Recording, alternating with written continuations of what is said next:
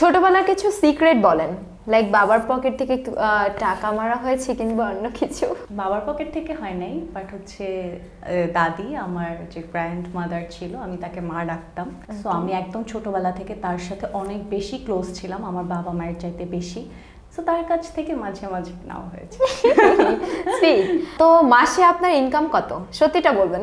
বেশি একটা না, কজ আমি হচ্ছে খুব কম কাজ করি। আগে কাজ বাট করতাম, করছেন তো, মডেলিং করছেন, করছি। তারপর সিনেমা sponsor করার পান। আগে হচ্ছে আমি খুব রেগুলার, যে সিনেমা করার আগে আমি যখন ফ্যাশন মডেল ছিলাম তখন আমি রেগুলার কাজ করতাম, মানে ডেইলি শুট থাকলে ডেইলি করতাম, এরকম একটা ই ছিল। আর তখন যেহেতু আমি একদম ফ্রেশার, তো আমাকে সবাই একটু পিক করতো।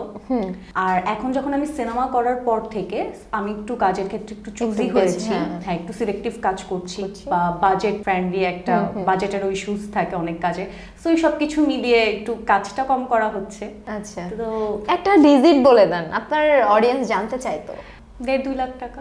বাহ, অনেক মিনিমাম। একটা মেয়ের খরচও তো অনেক আছে। হ্যাঁ হ্যাঁ, ডেফিনেটলি অনেক আছে। সাবধানে যাবেন বাসায়।